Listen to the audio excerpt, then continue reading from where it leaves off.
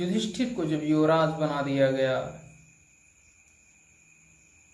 तो नगर में उत्सव का माहौल था, क्योंकि युधिष्ठिर जी को युवराज महाराज धृतराष्ट्र ने नहीं बनाया था, उन्हें तो युवराज बनाया था वहां की जनता ने, क्योंकि जनता के कारण ही दुर्योधन की जगह पर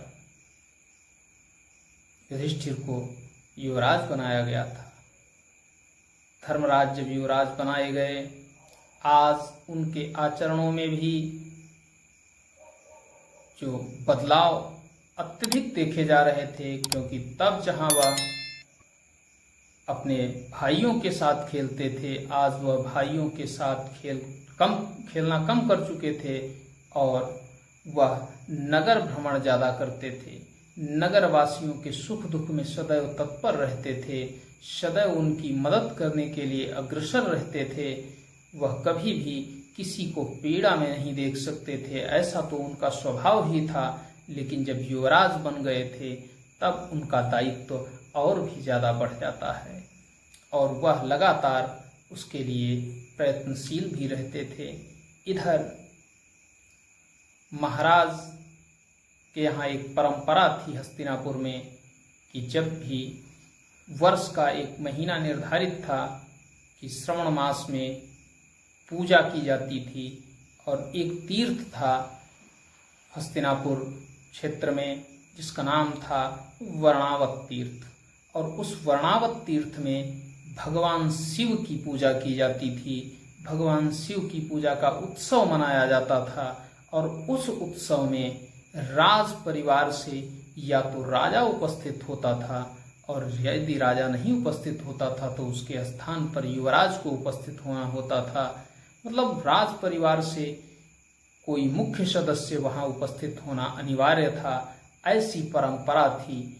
और उसी परंपरा के तहत इस बार महाराज धृतराष्ट्र की जगह पर युवराज युधिष्ठिर को वहां भेजने के लिए शकुनी इत्यादि ने बहुत ज्यादा प्रयोग किए।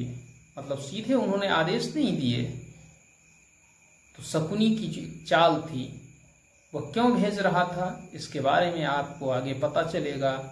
लेकिन वर्णावत की पूजा आ चुकी थी तो शकुनी पहले से ही चाल चल चुका था।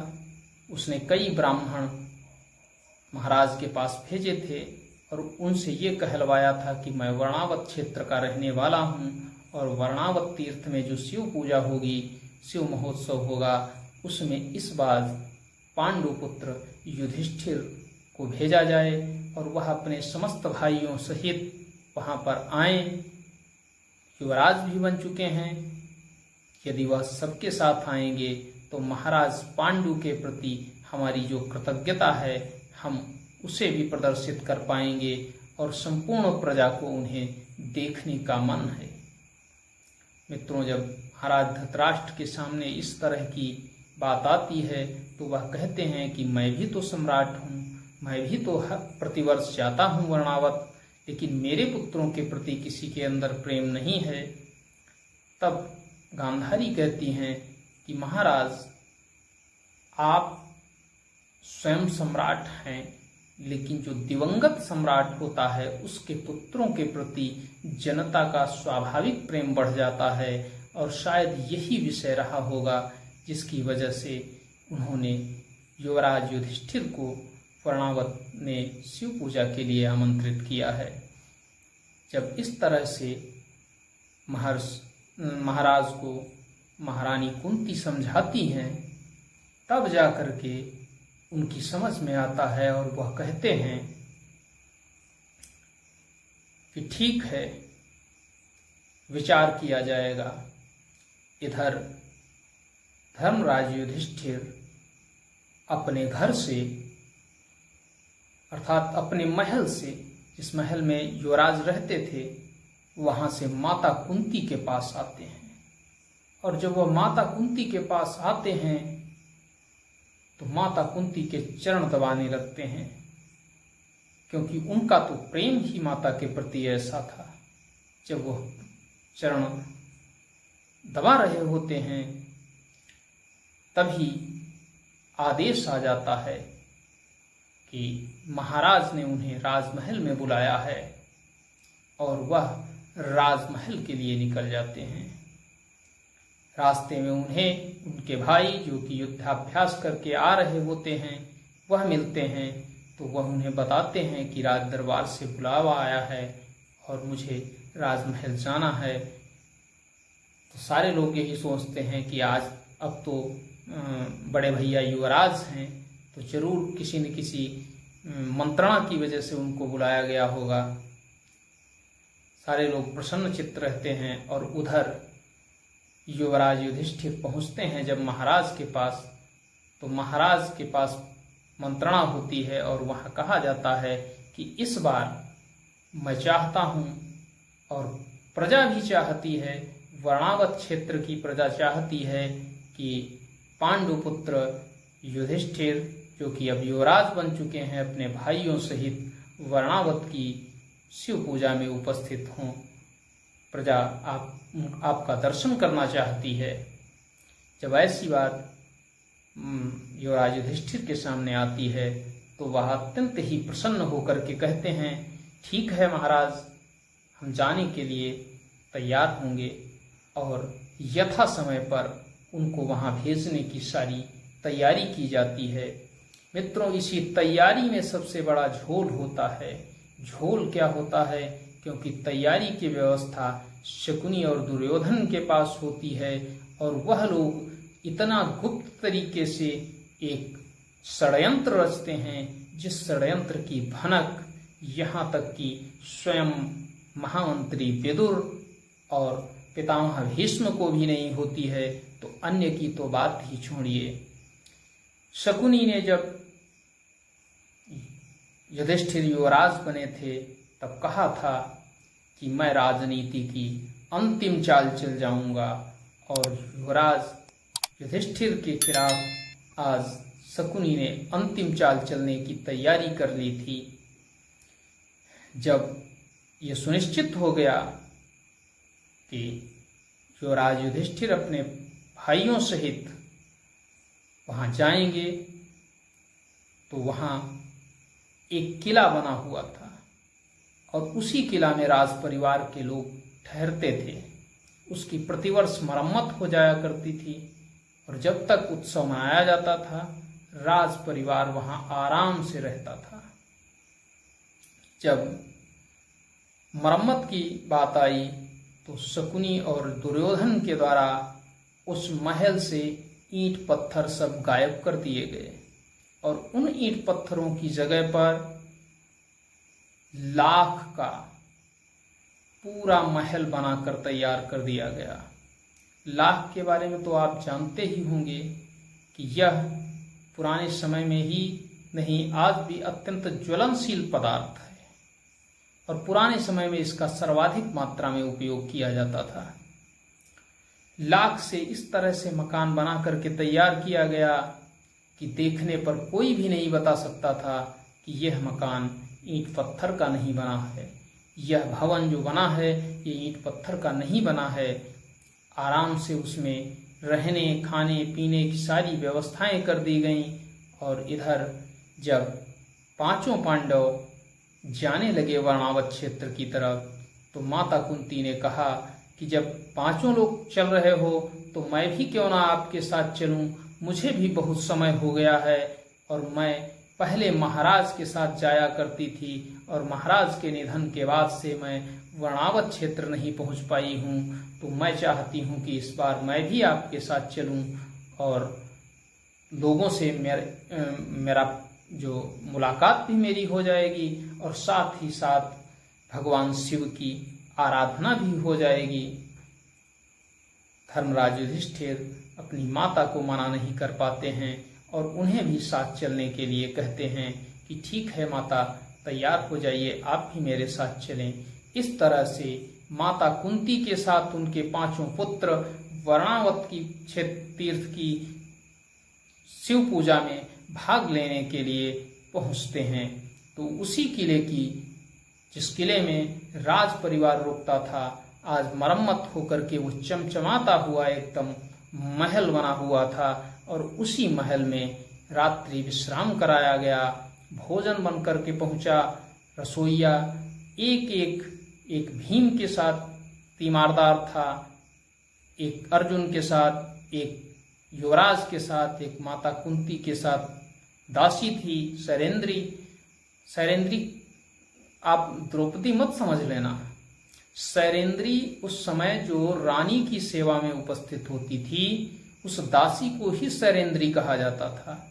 क्योंकि द्रौपदी ने भी शैरेंद्री का काम किया था, इसीलिए उनका एक नाम शैरेंद्री है। तो मित्रों, पांचों पांडवों का एक एक अनुचर था, जो कि प्रत्येक समय उनका जो कमरा होता था उसके गेट के बाहर खड़ा रहता था सेवा के लिए। सबको वहां पर पहुंचाने के बाद चारों तरफ सेना लगी हुई थी, सेना रक्षा के लिए लगी हुई थी, जैसा कि राज परिवारों की व्यवस्थाएं होती थी। इधर जब भोजन इत्यादि हो गया तो माता कुंती ने भी अपनी उस अनुचरी अर्थात शैरेंद्री से कहा कि जाइए, अब तुम भी विश्राम कर लीजिए। और इधर अन्य पांडवों ने भी अपने अनुचरों को भोजन इत्यादि करने के लिए भेज दिया। जब वह सब अनुचर भोजन इत्यादि करने के लिए पहुंचे, क्योंकि जो अनुचर भेजे गए थे वह इनके अपने नहीं थे, वह सभी थे दुर्योधन और शकुनी के। तो वह तो इंतजार ही कर रहे थे कि कब यह गहरी नींद में सोएंगे और इस महल को आग के हवाले कर दिया जाएगा। उनको तो जानकारी थी, लेकिन अन्य किसी को जानकारी नहीं थी। जब सारे लोग सोने लगे, पांचों पांडव और माता कुंती सोने लगी, तब वो बाहर आकर के अत्यंत ही प्रसन्न चित्त होकर के आपस में वार्तालाप कर रहे हैं। और इधर इस सूचना जो ये षड्यंत्र रचा जा रहा था, इसकी सूचना महामंत्री विदुर को हो जाती है। जब महामंत्री विदुर को इस तरह की सूचना मिलती है, इस षड्यंत्र के बारे में जानकारी प्राप्त होती है, तो वह अत्यंत ही व्याकुल हो उठते हैं, क्योंकि वह जानते हैं पांडव ही हस्तिनापुर का भविष्य हैं और जो युवराज हैं, महामंत्री को उसकी रक्षा करना परम आवश्यक होता है। और विदुर जी के तो अत्यंत ही प्रिय थे पांडव। अतः विदुर जी अपने विशेष सेवकों को तुरंत ही वहां से भेजते हैं और एक पत्र भेजते हैं उनके द्वारा कि यह पत्र पांडवों को दे देना और उन्हें बताना कि कहाँ सुरंग है, कैसे निकलेंगे। उनकी हत्या का पूरा षड्यंत्र रचा जा चुका है।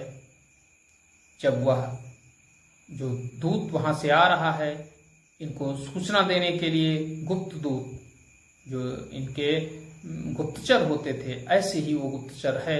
और वो जब आ रहा होता है तभी वह उन अनुचरों के द्वारा की गई बातें सुन लेता है, तो वह उन सभी अनुचरों को मार कर गिरा देता है। लेकिन जब अंतिम अनुचर को मार रहा होता है,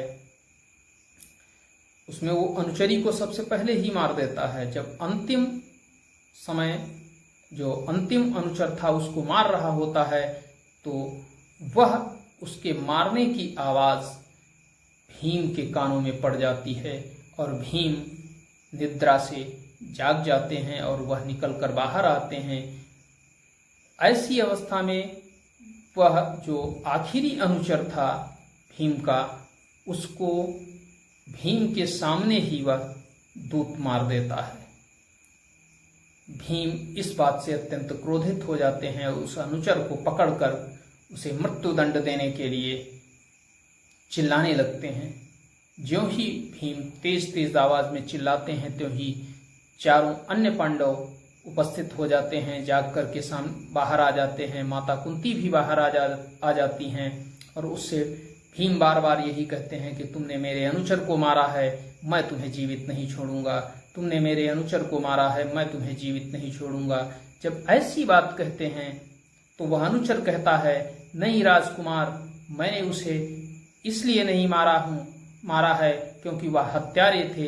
तब भीम कहते हैं कि वह हत्यारा नहीं था, वो मेरा अनुचर था, हत्यारे तो तुम हो, मेरी आंखों के सामने ही तुमने उसे मारा है। जब ऐसी बात भीम कहते हैं तो वह अत्यंत ही द्रवित होने लगता है और कहता है कि राजकुमार, इसमें मेरी कोई गलती नहीं है, वह लोग आपको मारना चाहते थे। जब ऐसी बात भीम सुनते हैं तो भीम और भी ज्यादा क्रोधित होने लगते हैं। कहते हैं, वह मुझे क्यों मारेगा, वो तो मेरी सेवा के लिए रखा गया था। तब वो कहते हैं, वो जो दूत था वह कहता है कि युवराज, आप मेरी बात अवश्य माने, मुझे महामंत्री विदुर ने भेजा है। ज्यों ही महामंत्री विदुर की बात आती है त्यों ही धर्मराज युधिष्ठिर उसको छुड़वा देते हैं और कहते हैं, इसको मुक्त करिए और इसे अपनी पूरी बात कहने का अवसर दीजिए। तब भीम उसको छोड़ देते हैं और वह बताता है कि हे राजकुमार, अभी अभी महामंत्री विदुर को यह सूचना मिली है कि आपको इसी महल में जलाकर मार देने का एक षड्यंत्र रचा गया है और समय अत्यंत ही कम है। मैं आ रहा था, इन लोगों ने मुझे रोकने का प्रयत्न किया, मैं इनकी बातें भी सुन चुका था, इससे मैं और ज्यादा आश्वस्त हो चुका हूं। अतः आप यहां से तुरंत ही निकल जाइए। और यह एक पत्र लेकर के मैं आया हूं जो कि स्वयं महामंत्री विदुर ने आपके लिए भेजा है, आप इसको पढ़ लीजिए। तुरंत ही युवराज युधिष्ठिर उस पत्र को पढ़ते हैं और उस पत्र में वो सारी बातें लिखी हुई थी जो वह दूत बता रहा था। उस पत्र में उस गुप्त सुरंग के बारे में भी लिखा हुआ था। तब ऐसी स्थिति में उस जो लक्षाग्रह था, लाख का बनाया हुआ वो किला, उसकी दीवार को खोदा जाता है तो वहां से ईंट पत्थर न निकल करके उसमें से लाख निकलती है। जब लाख निकलती है, मोम निकलता है। ऐसी स्थिति को देख करके अत्यंत ही क्रोधित हो जाते हैं भीम अर्जुन। लेकिन क्रोधित होने से अब काम चलने वाला नहीं था। यहाँ तो बाहर निकलना ही निकलना था, किसी न किसी युक्ति का सहारा लेना था।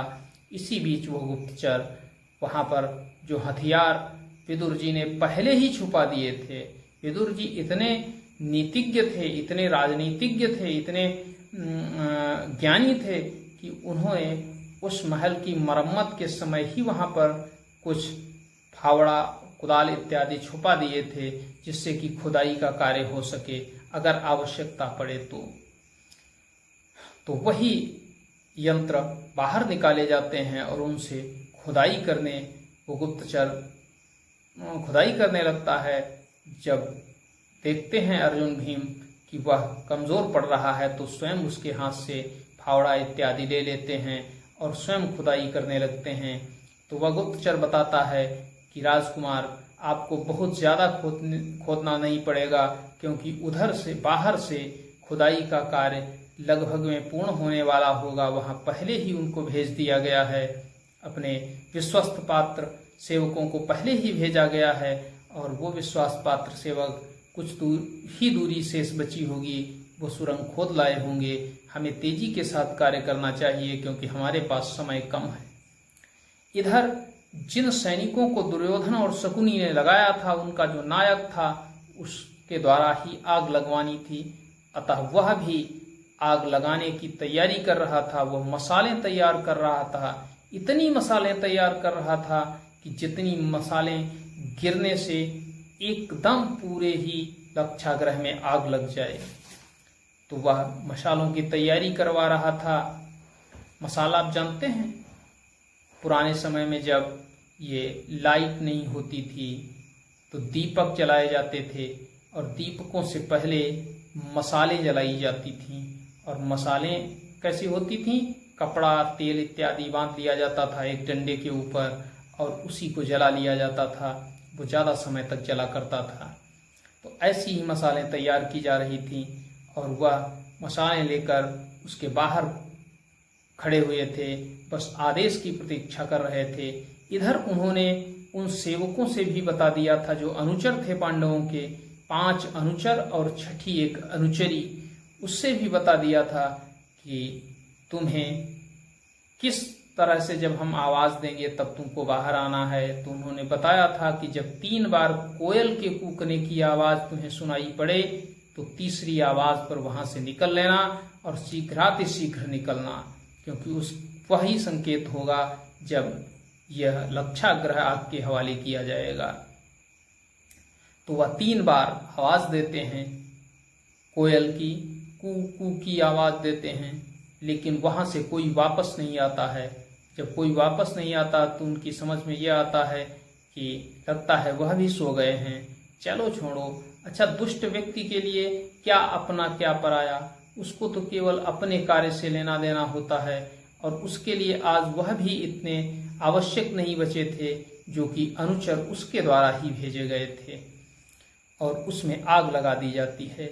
इधर पांडव बाहर निकलते हैं उस सुरंग के द्वारा, जो कि सुरंग कुछ ही समय के बाद खुदकर तैयार हो जाती है, और उनके लिए वस्त्र भी भेज दिए गए थे विदुर जी के द्वारा, और उन्हें आदेशित किया गया था कि तुम्हें इन वस्त्रों को धारण करके, जो कि ब्राह्मण के वस्त्र थे, ब्राह्मण वेश में ही इस राज्य से बाहर निकल जाना है।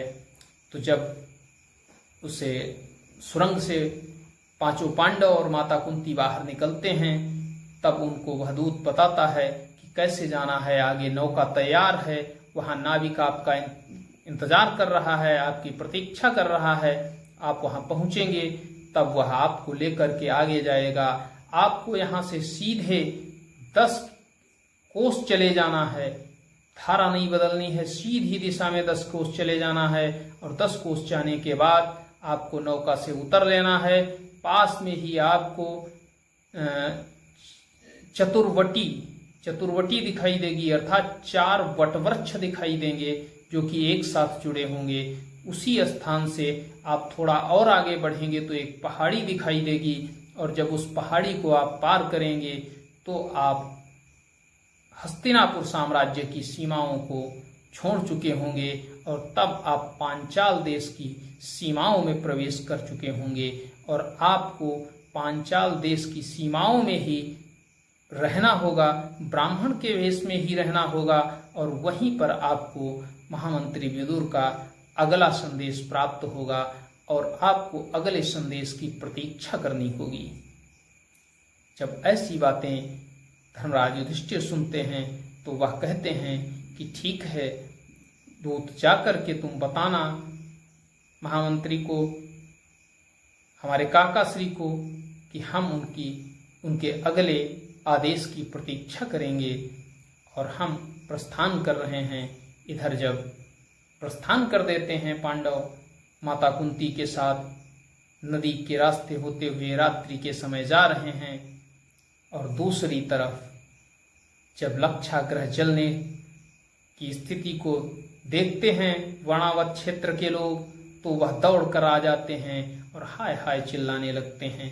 मित्रों, आज इस कहानी में आज के लिए बस इतना ही। अगली कहानी में हम आपको बताएंगे कि किस तरह का रुदन क्रंदन होता है, किस तरह का आडंबर होता है, किस तरह से कौन अपना है, कौन दिखावा कर रहा है, किसको चिंता होती है, और आगे क्या होता है हम उसके बारे में भी आपको बताएंगे। आज के लिए इतना ही। जय हिंद, जय भारत। वीडियो को लाइक करें, चैनल को सब्सक्राइब करें और वीडियो को शेयर करें। बहुत बहुत धन्यवाद।